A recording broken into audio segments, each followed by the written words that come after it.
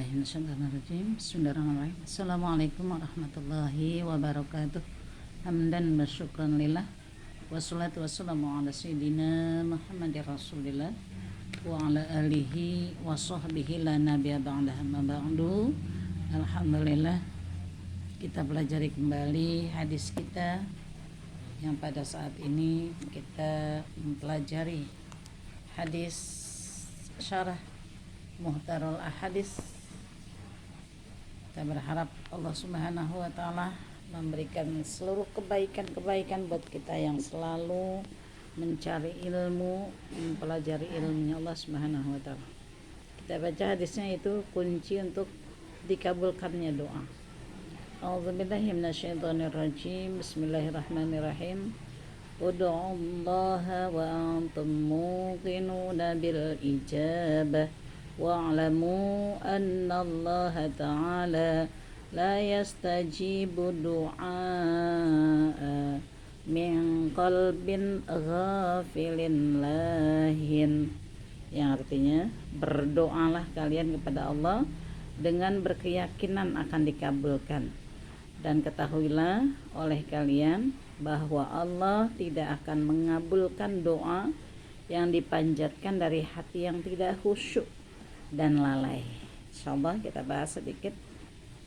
Setiap kita mesti mempunyai keinginan dan harapan-harapan yang kalau kita lakukan sendiri tanpa ada turut campurnya Allah, mustahil semua perbuatan kita atau doa-doa kita atau keinginan kita terijabah. Maka ketika kita berkeinginan, kita memohon, maka memohonlah kepada Allah dengan khusyuk. Maka berdoalah kalian kepada Allah, ud'ullaha wa antum muqinun bil ijabah. Maka berdoalah kalian pada Allah Subhanahu wa taala dengan berkeyakinan insyaallah diijabah. Ya, doa yang kita panjatkan insyaallah diijabah. Dengan tanda kutip, doa yang kita mohon adalah doa yang baik, bukan mendoakan yang buruk buat seseorang atau untuk kelompok orang, tidak baik yang seperti itu. Jadi berdoa untuk kita seperti kita minta, ya Allah berikanlah aku rizki yang berkah, rizki yang membuat kami bahagia ibadah, bahagia hidup kami dunia maupun akhirat. Yakin, tapi kita minta tanpa kita usaha, itu pun tidak dijabah. Maka rizki akan diberikan oleh Allah, doa kita akan dijabah oleh Allah dengan kita berusaha. Sama halnya ketika seorang soleh berdoa kepada Allah sepanjang hari, sepanjang hidupnya dia berdoa. Lantas Rasulullah bertanya, kapan waktumu untuk bekerja, mencari bekal untuk hidupmu? Maka si soleh itu mengatakan, aku hidup dari hasil kerja saudaraku. Maka Rasulullah mengatakan, kerjalah, ambillah penghasilanmu sendiri untuk bekal hidupmu, jangan mengandalkan anak. Berarti harus kita imbangi dengan doa dan ikhtiar. Setelah doa, yakin ya Allah, karena memang Engkau maha memberikan apa yang dipinta oleh hamba. Ud'uni astajib lakum, Allah berfirman, ya, berdoalah kamu kepadaku, niscaya kabulkan. Dengan keyakinan, insyaallah, keyakinan yang didasari dengan kemampuan kita. Berdoa telah berusaha.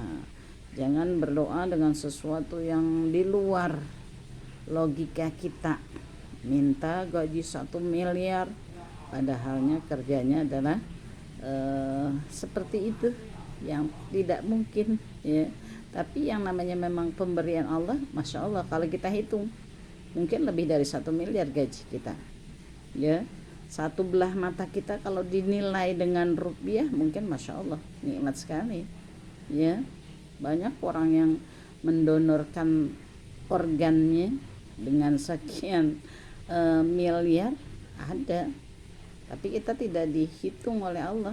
kita tidak menghitung, tapi sebetulnya gaji dan nikmat Allah yang kita peroleh itu besar nilainya di sisi manusia. Maka untuk itu bersyukur ya. Kemudian wa'lamu annallaha ta'ala la yastajibu du'a min qalbin ghafilin lahin. Maka Allah tidak, dan ketahuilah oleh kalian bahwa Allah tidak akan mengabulkan doa yang dipanjatkan dari hati yang tidak khusyuk. Bagaimana mau khusyuk ya? Ketika dia berdoa ada yang mengganggu, menggedor-gedor pintunya, menagih hutang dan segalanya, enggak khusyuk. Maka jangan perbanyak hutang ya, kalau perlu jangan hutang. Kemudian bagaimana mau khusyuk ya berdoanya, yakin doanya diijabah, enggak khusyuk. Kenapa? Karena perutnya lapar. Nah, sebelum berdoa harus sudah isi perut supaya tidak lapar ya kan. Lapar mau makan gak ada ya cari bekerja, logikanya kan seperti itu ya. Bekerja di mana ya, Allah Maha mengetahui ya. Allah Maha memberi kemudahan. Inna ma'al usri yusra, sesungguhnya bersama kesusahan ada kemudahan, itu janji Allah. Nah, kita harus khusyuk berdoa, dan gak akan dikabulkan juga apabila hatinya lalai. Hati yang lalai apa sih? Hati yang gak ada nama Allah, zikrullah di hatinya ya. Dia berdoa hatinya dikabul apa enggak nih ya, atau masa iya. Nah, satukan hati, pikiran, lisan ke dalam doa yang kita panjatkan. Jangan meragukan kuasa Allah Subhanahu wa ta'ala.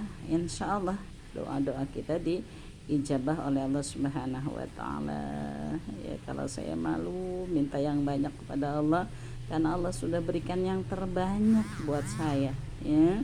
Malu, mata sehat, badan sehat, semua normal, dalam punya suami, punya anak, punya keluarga, punya sahabat, punya pekerjaan, itu disyukuri. Rasanya buat minta kepada Allah apa yang belum diberikan enggak ada, karena sudah terasa begitu banyak nikmat yang Allah berikan kepada saya.